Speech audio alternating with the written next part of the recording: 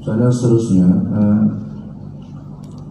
ada segelintir kecil daripada masyarakat yang menganut faham lain berbanding dengan majoriti masyarakat, seperti mana menolak bacaan Yasin malam Jumaat, doa berjemaah selepas salat fardu. Apakah saranan Datuk Mufti kepada pihak pengurusan seorang masjid khususnya di negeri Selangor bagi situasi ini? Apakah perlu diraihkan pemahaman mereka atau macam mana? Terima kasih kepada yang bertanya, dan saya harap ini soalan yang terakhir lah ya. Dah pukul 9 dah ni. Tuan-tuan habis sembahyang balik sebelah rumah. Saya jauh lagi nak sampai ke rumah. Saya harap je lah, saya harap. Baik, yang berkaitan dengan fahaman yang berlainan, tuan-tuan dan puan sekalian, perkara ini perkara yang para ulama berselisih pendapat padanya. Baca Yasin pada malam Jumaat tidak ada dalil yang qat'i yang menyatakan ia haram dilakukan. Bila tak ada dalil yang qat'i yang pasti bahawa ia haram dilakukan, maka tidak boleh, ia dilarang dan juga ditegah. Kita ada fatwa pada tahun 2014 pada bulan Julai, iaitulah semua perkara khilaf yang para ulama berselisih padanya tidak boleh dibid'ahkan. Tuan-tuan dan puan-puan sekalian, yang tidak boleh adalah seseorang beriktikad dalam hatinya bahawa bacaan Yasin pada malam Jumaat itu adalah sunnah Nabi, kerana memang tidak ada riwayat bahawa Nabi baca Yasin pada setiap malam Jumaat bersama sahabat yang lain. Cuma baca Yasin ini, tuan-tuan dan puan sekalian, adalah satu surah daripada 114 surah dalam Al-Quran. Maka ia adalah ayat Al-Quran. Ayat Al-Quran ini ada fadilatnya.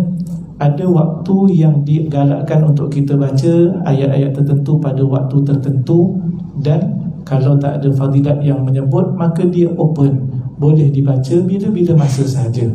Baca malam Jumaat boleh, baca malam Sabtu boleh, baca siang Jumaat boleh, baca surah lain juga boleh.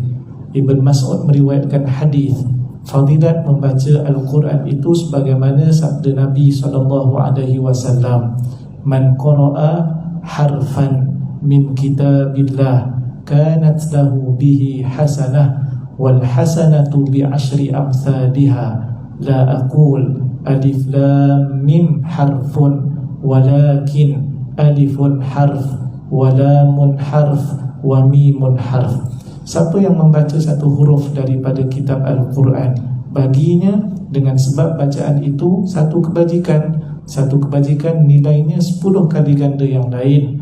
Nabi kata seterusnya, aku tidak menyebut alif lam mim satu huruf, tetapi alif satu huruf, lam satu huruf, dan mim satu huruf yang lain. Jadi sama kalau kita baca Yasin, ya satu huruf, sin dua huruf. Saya sangat yakin tuan-tuan tak baca setakat Yasin Sadaqallahul Azim. Biasa kita akan habiskan sampai ayat ke-83. Bagi yang baca Yasin sahaja pun dah dapat 2 kebajikan, darab dengan 10. Apatah lagi kalau dihabiskan bacaannya. Siapa boleh kata bahawa baca Yasin malam Jumaat itu tidak dapat pahala?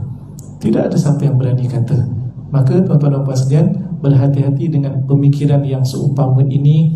Dia boleh membawa kepada ekstrim, menyalahkan satu-satu amalan yang tidak ada dalil secara qat'i sebagai sesuatu yang dilarang. Tuan-tuan dan puan-puan sekalian, berhati-hati.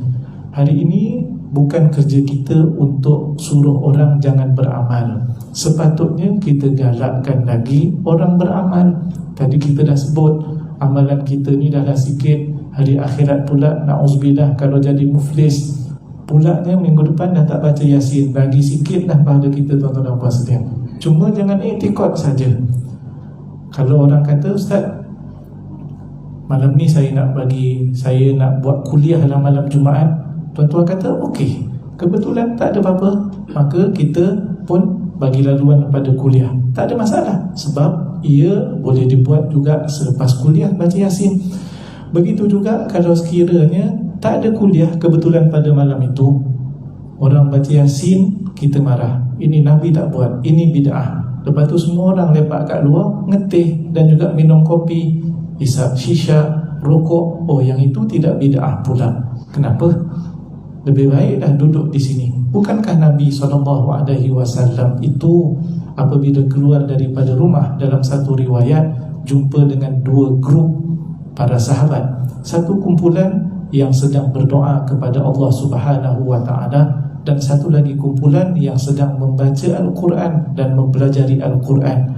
Lalu Nabi kata pada para sahabat yang mengiringi Nabi SAW, adapun yang berdoa kepada Allah, boleh jadi Allah makbulkan doa mereka, boleh jadi Allah tak makbulkan.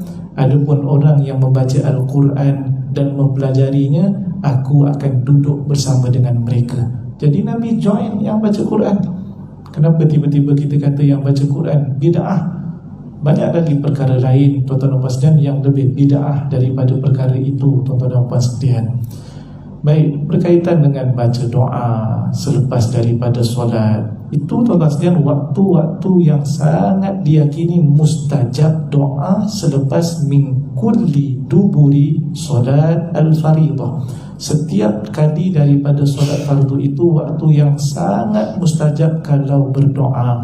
Persoalannya, kadang-kadang yang kata tak betul ni pun dia tak berapa betul juga.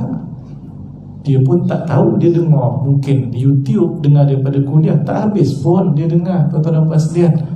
Baik, baca doa, bezanya adalah dia kata tidak, baca doa tak boleh. Persoalannya, baca doa seorang ke baca doa ramai? Itu je, tuan-tuan sekalian. Di beberapa negara Arab sekarang, saya yang terakhir belajar di Jordan, oleh kerana mereka ini terlalu, maknanya sebelum ini kata berzikir lepas daripada sembahyang, Nabi tak buat ramai-ramai dan seumpamanya. Sekarang suasana macam mana, tuan-tuan sekalian? Mereka terpaksa tampal fadilat berzikir selepas daripada solat di hadapan dinding saf yang pertama, nak ajak orang berzikir. Sebab semuanya balik selepas daripada bagi salam. Sekarang diorang pula nak buat kempen berzikir, tiba-tiba kita yang dah elok kempen pula pada orang jangan berzikir, kan pelik. Jadi tuan-tuan sekalian, teruskan, bagi saya teruskan, cuma ajaklah mereka dengan cara yang baik. Ada orang kata doa tahlil kepada orang yang mati ini semua tak dilakukan. Tuan-tuan sekalian, kita tahlil, kita berdoa kepada si mati, persoalan yang paling penting sampai ke tak sampai. Baik, dalam surah Al-Hashr ayat yang ke-10, Allah Subhanahu wa taala berfirman, walladzina ja'u min ba'dihim, dan orang-orang yang datang selepas mereka, yaitu orang-orang muhajirin dan juga ansar, mereka berkata, Rabbana ighfir lana wa li ikhwanina alladhina sabaquna bil iman wa la taj'al fi qulubina ghillan lil ladzina amanu rabbana innaka ra'ufur rahim. Mereka ini berkata, ya Allah, ampunkanlah dosa kami. Ya Allah, ampunkan juga orang-orang yang telah mendahului kami, yang telah beriman, yang telah meninggal dunia. Kalau doa mereka ini tak sampai kepada orang meninggal dunia, kenapa Allah Ta'ala puji kumpulan ini yang berdoa, ya Allah ampunkan dosa kami dan dosa orang-orang yang telah dahulu meninggal dunia daripada kami? Adakah kita lebih tahu tentang hukum hakam, sedangkan Al-Quran menyebut doa kepada orang mati sampai, tuan-tuan dan puan-puan sekalian?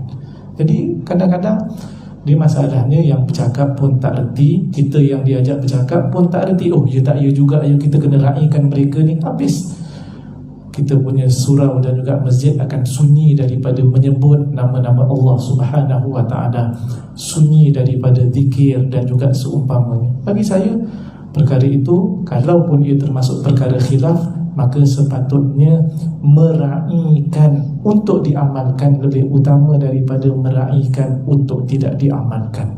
Wallahu a'lam.